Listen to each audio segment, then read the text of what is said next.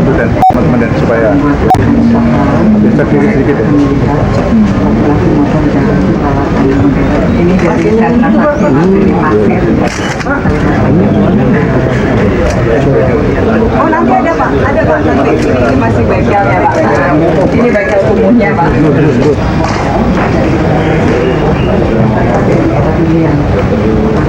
Sebenarnya bengkel sebelum mendapat bantuan dari 10 juta. Ini yang membina Pak.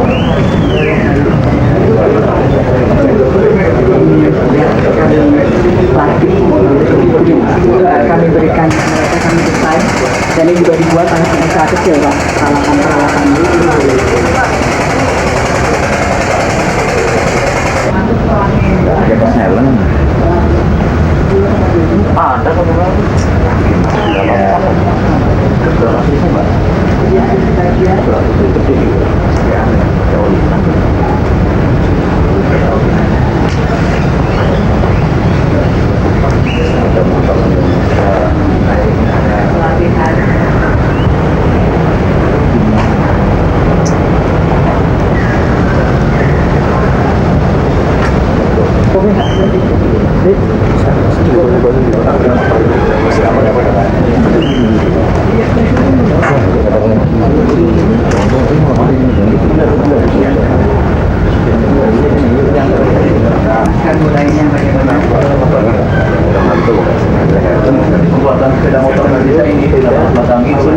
inilah kita.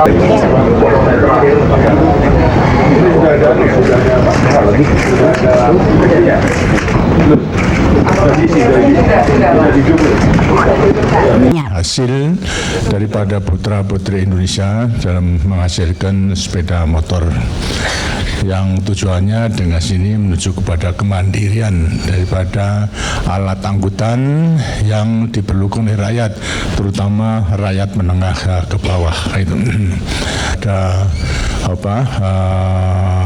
usaha kelanjutan dan bina dalam melaksanakan kerjasama yang telah berhasil atau konglomerat dengan daripada Undang-Undang Dasar 45 bahwasanya ekonomi kita harus kita bangun atas dasar usaha bersama dan kekeluargaan. Ini tentu harus dihidupkan kemitraan antara pelaku-pelaku ekonomi, usaha bersama antara pelaku-pelaku ekonomi baik milik negara, milik swasta maupun juga koperasi, berarti yang telah berhasil maupun yang belum berhasil, sehingga dengan demikian diantara yang kuat sama yang kecil yang masih lemah bukan lantas bersaing saling mematikan, tapi bersaing saling menghidupi.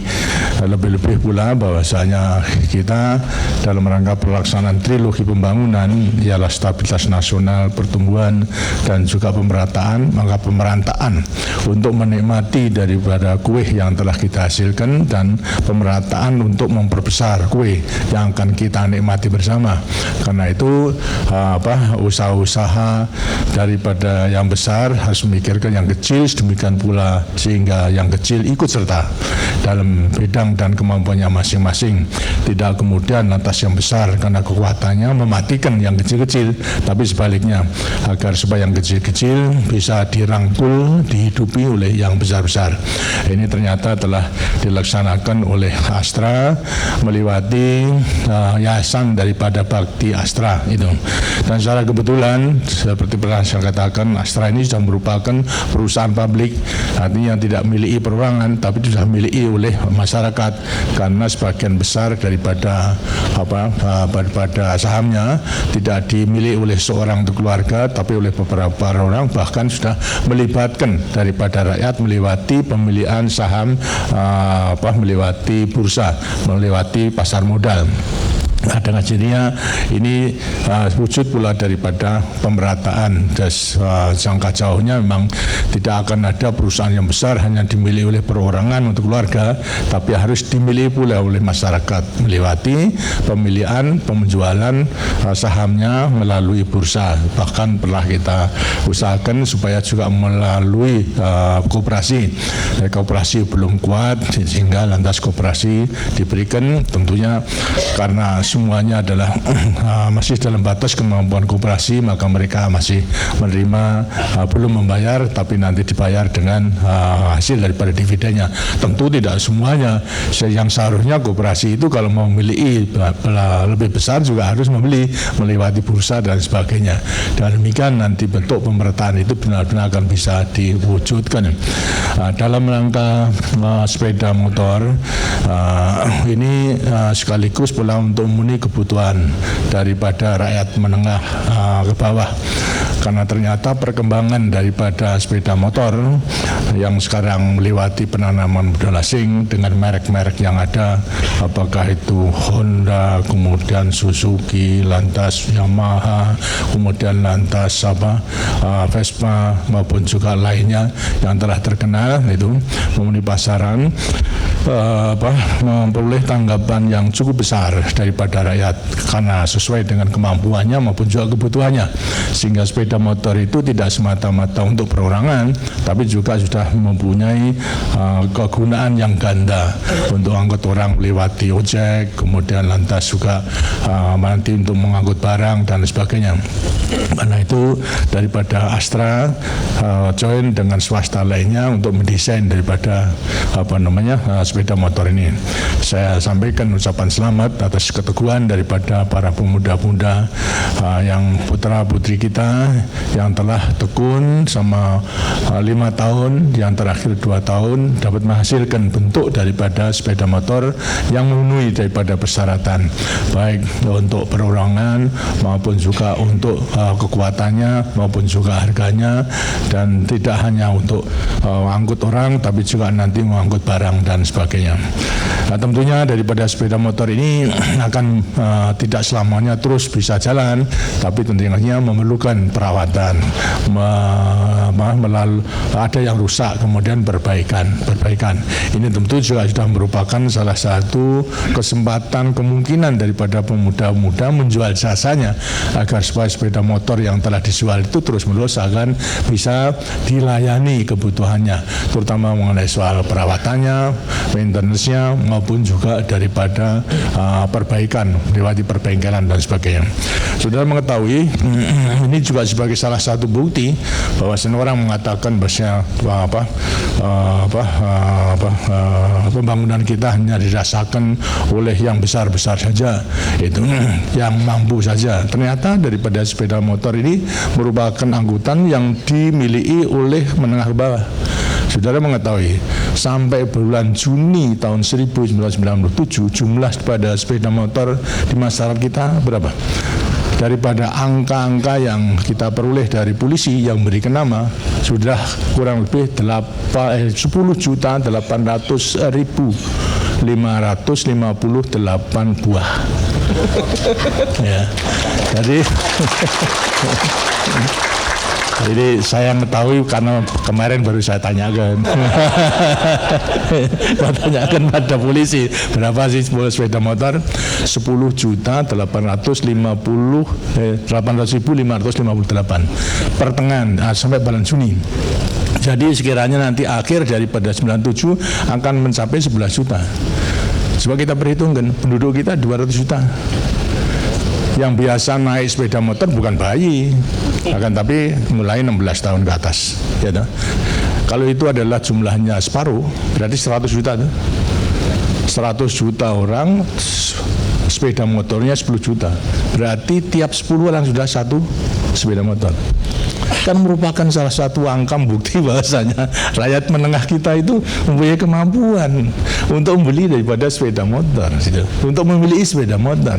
Dan ternyata bahwasanya sepeda motor itu tidak hanya untuk perorang gagah-gagahan saja. Itu kalau seperti yang dulu itu memiliki sepeda motor zaman Belanda itu untuk gagah-gagahan, hanya penjabat-penjabat tertentu, misalnya inspektur atau inspektur daripada jalan, irigasi, acung, lanspo konsulen dan sebagainya itu memiliki sepeda motor yang dulu terkenal Norton, Ariel dan sebagainya. Sehingga saya kalau di desa pada waktu melihat ada suara nortong tung mesti penjabat menengah daripada pegawai Belanda itu terbatas. Tapi sekarang ternyata daripada rakyat kita di desa memiliki, karena tidak hanya untuk gagagan perorangan tapi sudah bisa menghasilkan penghasilan. Ojek misalnya ini bisa melalui galengan-galengan, bahkan tidak hanya di desa, di kota. Kalau macet kemudian tinggal terus loncat kepada ojek, bisa melewati semua kendaraan yang menghalang-halangi kemacetan tersebut. Karena memang sudah ada juga pernah menteri terpaksa macet, terpaksa lantas pindah ke ojek, nah, baru lantas itu baru sampai. Kalau tidak demikian akan terlambat dari menghadiri daripada rapat. Jadi fungsi dari sepeda motor sebetulnya sudah multiple artinya serbaguna, bisa dimanfaatkan dan sebagainya. Jadi perkembangan sepeda motor pasarannya kan baik. Karena itulah kita itu sekarang masih mempergunakan merek-merek lain. Karena kita akan butuhkan, mau tidak mau kita harus mandiri, gitu. Harus menghasilkan sepeda motor ciptaan putra-putri sendiri.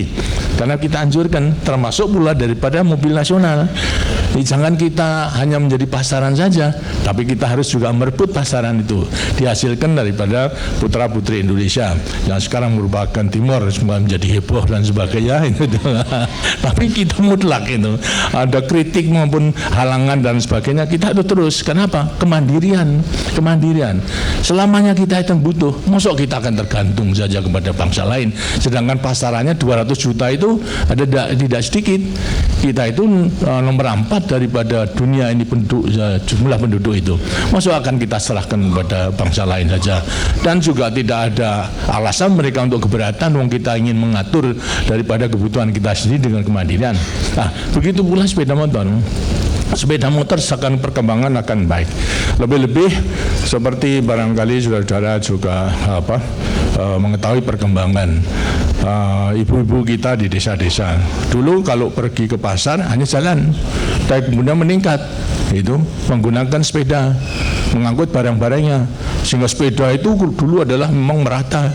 Kalau dalam satu desa itu bisa dihitung, setelah perkembangan demikian ibu-ibu mempergunakan sepeda untuk ke pasar maupun juga bepergian, itu tidak hanya bawa tapi ibu-ibu, sehingga sepeda motor laku. Nah, sekarang ternyata sudah maju lagi, tidak hanya sepeda yang dibutuhkan, sepeda motor supaya lebih cepat. Dengan demikian pasaran sepeda motor itu akan besar sekali. Karena itulah perlu kita mandiri, pasaran yang ada itu kita manfaatkan, sehingga industri sepeda motor yang tadi saya namakan karena merusakan prestasi daripada putra-putri bangsa Indonesia, merupakan ekstra prestasi, saya namakan daripada ekstra prestasi bangsa, ekspresa daripada nama nama daripada sepeda motor itu. Nah, ini terus terang merupakan kepeloporan yang pertama daripada hasil itu. Kemudian mobil nasional dari timur juga merupakan kepeloporan, walaupun memang masih banyak kendalanya, dan kita memang harus tetap memperjuangkan, tidak akan mundur kita dalam rangka usaha untuk kemandirian ini. Nah, sekarang dengan perkembangan daripada sepeda motor yang makin lama makin besar, berarti ada lapangan usaha untuk melayani agar supaya mereka yang telah memilih sepeda motor akan memperoleh kenikmatan dalam perawatan maupun kenikmatan supaya kalau rusak sudah segera ada yang memperbaiki.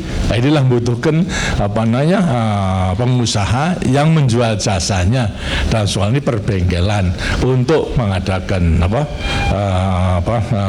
maintenance, artinya perawatan sampai kepada perbaikan sedemikian rupa sehingga mereka itu akan bisa merasa puas, dicukupi kebutuhannya daripada sepeda motor yang terpelihara baik. Kalau rusak memang kemudian lantas ada yang memperbaiki. Mereka masing-masing memperbaiki tentunya juga tidak mudah. Kalau sepeda bisa saja, tapi sepeda motor menyangkut mesin, dengannya juga harus ada khusus. Nah, inilah saya melihat bahwasanya ada lapangan usaha yang prospeknya luas, membuat bengkel-bengkel untuk melayani yang sekarang sudah 10.800.000 sepeda motor. Nanti berkembang menjadi tahun ini 11 juta, mungkin sampai 15 juta, mungkin sampai kepada 20 juta dan sebagainya. Ini membutuhkan bengkel-bengkel di seluruh daripada Indonesia. Saya menghargai daripada Yayasan Bakti Astra karena memang juga menyangkut mengenai usaha sendiri. Sebab kemudian kalau tidak ada bengkel-bengkel ini, kemudian tidak ada yang melayani maintenance yang rusak, tidak ada yang perbaiki, dan nanti lambat laun mereka juga bosan. Berarti pabriknya nggak akan laku nanti kalau tidak ada. Jadi ada kepentingan.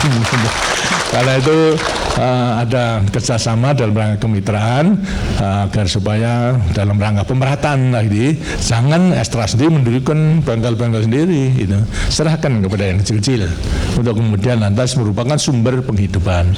Dan ternyata ini juga ada kepentingan daripada pabrik itu sendiri.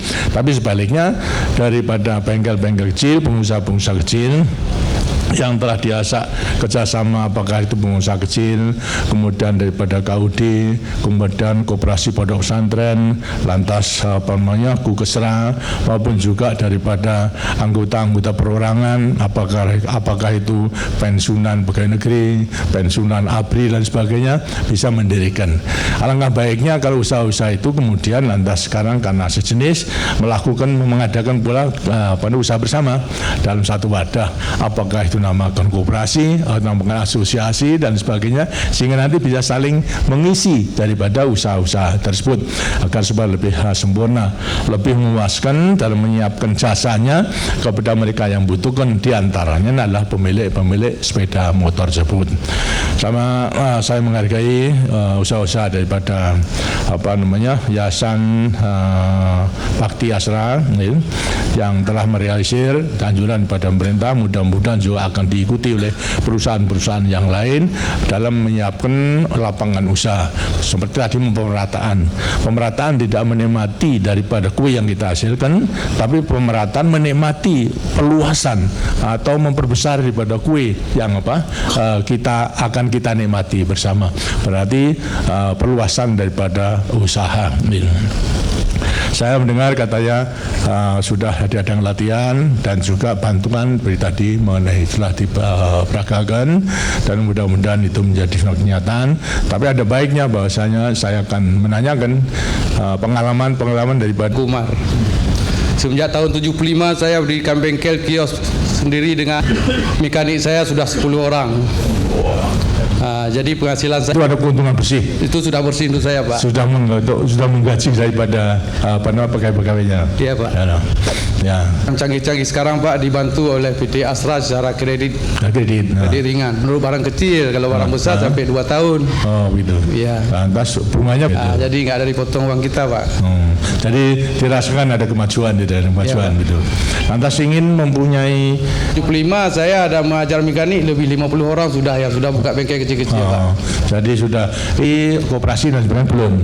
Ada yang sudah, Pak. Kalau saya koperasi Ujung Raja, Pak. Ada. Tidak mengajak daripada lain-lainnya itu agar supaya saling dapat memperbaiki daripada usaha-usahanya? Ada. Bisa diusahakan atau meningkatkan lebih lagi. Ya, Pak. Di antara tadi kekeluargaan. Ada saya gini, Pak. Ada kami bikin anggota HMC, kelompok pemuda. Sepeda motor yang naik sepeda motor Honda, kami bikin HMC sampai 200 anggota, Pak. Terus pemilik itu. Pemilik yang saya maksudkan adalah bengkel-bengkel, Pak. Itu pemiliknya yang punya sepeda, tidak ada organisasi. Sekarang bengkelnya itu, itu bengkelnya itu yang melayani si pemilik itu. Itu saya kira perlu ada organisasi, gitu, sehingga lantas tidak saling mematikan nanti. Kalau memerlukan, tentunya kalau servis saja dengan hasilnya hanya untuk membeli yang diperlukan untuk servis minyak dan sebagainya. Tapi kalau sudah mulai perbaikan, kan ada spare part yang harus dibeli loh. Kalau kemudian langsung beli secara bersama, dan hasilnya akan lebih menguntungkan daripada semuanya. Coba pikirkan jangka jauhnya, karena ini tidak hanya untuk 1 tahun, 2 tahun, tapi untuk seterusnya. Ya. Ada saran-saran daripada? Harapan saya, Bapak, Kami harapkan panjang umur bisa dengan bantuan melewati tabungan keluarga sejahtera maupun juga kredit usaha keluarga sejahtera, Kestra sama Kestra, dan mereka bisa pinjam dengan bunga ringan dan 6% daripada 1 tahun. Ini rata batas tertentu. Tapi kalau nanti sudah menjadi pengusaha kecil, mereka dengan sini harus menggunakan kredit sendiri daripada bank yang terada. Mereka bisa minjam 10 kali daripada tabungan, mulai 2.000, 10 kali 20.000. Harus tiap pinjam harus menabung 10%, 2.000 menjadi tabungan 4.000, bisa pinjam 10 kali 40.000, tabungan lagi 10%, 4.000, 8.000, begitu seterusnya. Jadi kalau mempunyai tabungan nanti daripada Kestra, peserta Kestra Kestra sampai kepada 100.000 tabungan, mereka bisa pinjam 10 kali, berarti 1 juta. 1 juta menabung 10%, begitu seterusnya. Ini sedang kita pertimbangkan sampai berapa bisa pinjam, sampai tabungan berapa bisa minjam dengan bunga yang ringan tadi, dengan 6% tadi. Kalau kemudian nanti sampai kepada tabungannya itu 1 juta, berarti mereka bisa pinjam 10 kali 10 juta. Apakah ini masih diperkenakan untuk menggunakan kredit usaha keluarga sejahtera dengan 6%? Kalau tidak, kalau sudah bisa usaha dengan sinya pinjam kepada bank sendiri, kan daripada bank tentunya bunganya sangat tinggi. Sedang kita usahakan nanti kalau belum bisa mix nanti daripada kredit yang 6% dengan kredit yang daripada perbankan, sedemikian rupa sehingga terus akan bisa berjalan dengan lancar, daripada membuat yang tadinya adalah prasejahtera menjadi sejahtera 1, sejahtera 2 dan 3 dan 3+ itu menjadi pengusaha kecil yang kemudian akan bisa mandiri mencukupi kebutuhan daripada hidupnya dari penghasilan usaha tersebut. Ini programnya akan terus kita lakukan gitu. Nah, sekali lagi siapa lagi yang akan mengungkapkan dari usahanya? Nah, silakan Pak. Arahan dari Bapak Presiden mengenai pemasaran ini. Kalau masalah tanduran Pak, sebenarnya dalam pembahasan Dharma juga sudah hafal. Jadi kalau bisa sampai dijadikan sebagai komoditas, nanti Bapak Presiden akan kita. Asrama masuk desa ini Pak, jadi rupanya nggak ketinggalan nggak masuk desa. Kami diberi kepercayaan untuk mendirikan bengkel di koperasi pendidikan keterampilan, di samping keterampilan bengkel. Kami sih mau bikin ini Pak, peternakan yang misalnya sapi ini kalau di Tapos saya lihat mungkin harus ada bagian pula untuk suksesnya daripada wajib belajar tersebut. Dan harus kita tingkatkan tidak hanya tempat untuk belajar mengenai pengetahuan umum dan agama, tapi juga keterampilan agar supaya nanti para santri-santri yang keluar daripada pesantren tidak hanya memiliki membaca mengetahui agama, tapi juga bekal keterampilan pengetahuan untuk memenuhi kebutuhannya daripada hasil usaha, agar supaya kebutuhan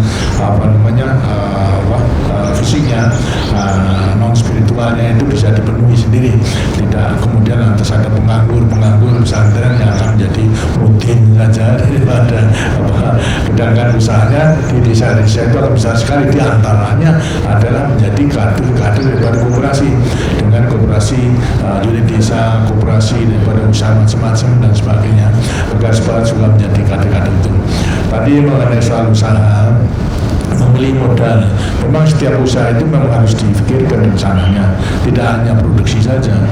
Memproduksi dengan sih harus juga difikirkan pemasarannya. Berarti nanti sekarang di mana ada kebutuhan untuk dilayani pemasarannya, di situlah usahakan daripada produksinya. Sebab kalau hanya produksi saja musuh bodoh, ya akhirnya tidak ada yang beli, sudah mengeluarkan biaya, akhirnya tidak akan ada penghasilan. Bahkan seperti tadi, usaha daripada nener, daripada udang, mungkin juga bandeng dan sebagainya tidak laku, bahkan sudah kesemaran, menjadi rusak, akhirnya menjadi busuk, artinya semua rugi modalnya hilang daripada keseluruhannya. Hingga di sinilah memang harus ada perpaduan untuk merencanakan produksi, tapi perencanaan produksi harus dijamin daripada pemasarannya. Seperti tadi teknologi untuk menanam bawang merah itu sudah baik. Makanan untuk para yang setiap hari sepanjang tahun membutuhkan. Dan kalau dihitung itu kita karena dengan tanaman rumput gajah itu bisa menghasilkan 1 hektar itu 75 ton, berarti 75.000.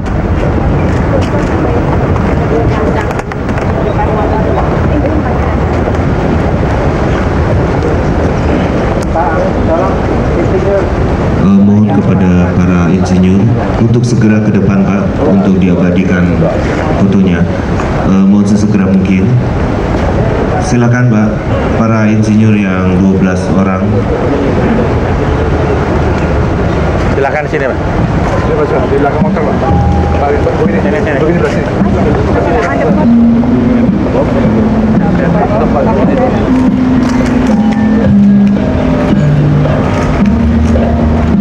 Kalau hujannya lebih cepat, udah mulai hujan sedikit-sedikit. Ya, karena kan kalau yang organize ya, yang teratur kita sudah membuat sekat bakar. Artinya rumput sama semak belukar itu kita sudah bersihkan sepanjang 20 meter, lebarnya 20 meter. Tapi kalau mereka tidak bersihkan semak belukar sama rumput ya, rumput alang-alang, itu bisa menimbulkan bahaya kebakaran oleh karena musim kering yang berkepanjangan ini. Jadi sebetulnya pohon-pohon kita itu nggak bisa kebakar karena pohon kita itu daunnya daun lebar, jadi banyak mempunyai isinya air ya, karena daun lebar. Yang bahaya itu kalau daun jarum, jadi misalnya Pinus mercury, terus cemara ya, karena itu daunnya daun jarum. Nah, karena daun jarum kayak di Amerika kan tiap tahun kebakaran. Karena kalau jatuh itu mudah kebakaran kalau terlalu lama musim keringnya ya. Dan juga gambut itu di bawah itu juga seringkali kebakaran. Nah, oleh karena itu yang 1 juta itu kita alihkan menjadi lahan pertanian. Nah, nanti kalau sudah menjadi lahan pertanian itu sudah nggak jadi masalah lagi. Tapi kalau diantepin tiap kali ada musim kemarau yang berkepanjangan, itu selalu ada bahaya kebakaran. Pak, kalau menurut Bapak peristiwa kebakaran itu kalau sudah dikasih peringatan sejak awal? Selamat ya. Ya. Terima kasih ya. Kalau sudah diberi peringatan sejak awal, sudah terdeteksi sejak awal kan tidak akan fatal seperti sekarang. Bukan, karena ada juga perkebunan rakyat, ya toh, peladang yang berpindah-pindah, ada juga yang nyuri kayu untuk menghilangkan menghilangkan jejak, mereka bakar. Nah, yang penting juga kalau ada selundupan kayu ke negara tetangga, itu harus ditangkap juga. Jangan yang ditangkap cuma misalnya jamu, rokok kretek gitu. Yang nyelundup kayu juga harus ditangkap gitu loh. Jadi kita bisa henti, kalau tidak nanti negara tetangga itu tahun-tahun yang akan datang tetap dapat asap juga. Jadi ini masalahnya. Jadi yang kebakaran itu kebanyakan ladang. Dan juga misalnya di Sumatera itu banyak juga yang join dengan perusahaan-perusahaan Malaysia di bidang perkebunan. Nah, jadi itu yang harus dicek ya. Perkebunan, jadi bukan kehutanan. Kalau kita ini nanam ya, kita nanam dan kita jaga hutan kita supaya jangan rusak. Tapi mereka yang mau membuka lahan, dan lahannya itu biasanya di hutan konversi. Kan ada 30 juta hutan konversi yang tidak baik ekonomisnya ya. Nah, itu yang kita alihkan menjadi perkebunan, pertanian, maupun jadi kebun kelapa sawit atau karet atau coklat ya, atau lahan pertanian, ini transmigrasi. Nah, ini yang menjadi masalah. Berapa persen Pak yang joint venture dengan Malaysia? Nah, itu mesti dicek sendiri, saya kurang hafal, itu mesti ke tempatnya Pak Sanyoto di BKPM yang joint venture sama Malaysia ya. Tapi kalau pengusahaan hutan itu kita sudah kasih tahu harus ada misalnya organized burning. Jadi sebelumnya musim kemarau itu kita sudah harus bakar semak belukar sama rumput alang-alangnya, supaya nanti kalau di blok sini ada kebakaran tidak bisa ke blok yang selanjutnya. Nah, tapi kalau yang baru-baru mungkin kurang tahu ya. Nah, itu juga harus diberitahu. Nah, kalau dia bandel ya harus dicabut izinnya. Pak, sebetulnya cara pembakaran itu memang satu-satunya cara yang mudah untuk itu. Cara membakar, dan kedua juga menggunakan bulldozer. Menggunakan bulldozer, mesti alat-alat besar. Nah, karena menggunakan alat-alat besar itu membersihkan sekitar itu namanya sekat bakar. Tapi jadi kira-kira ya sudah harus bisa bikin jalan, harus punya alat-alat berat ya. Nah, jadi peladang yang berpindah-pindah ataupun perkebunan yang kecil-kecil ini kan tidak mempunyai alat-alat besar. Dan areal kita ini kan begitu besar, yang mau dialih gunakan itu kan 30 juta hektar. Jadi berapa ribuan kilometer. Tapi kalau di Kalimantan Timur yang terjadi kebakaran itu di hutan itu hanya kurang lebih 9.000 hektar. Nah 9.000 hektar ya dari 6,5 juta hektar itu persentasenya cuma 0,0 berapa gitu, kecil gitu ya. Itu Pak kerugian akibat kebakaran hutan. Juga nggak begitu banyak ya, Artinya karena dampaknya bagi pengusaha bagi pengusaha hutan nggak begitu banyak. Karena kan sudah saya jelaskan tadi, daun kita daun lebar, isinya banyak moisture content, jadi tidak begitu mudah untuk kebakar kecuali kalau di bawahnya ada batu bara atau di bawahnya itu ada lahan gambut. Nah, jadi ini musim kering yang menjadi masalah ya.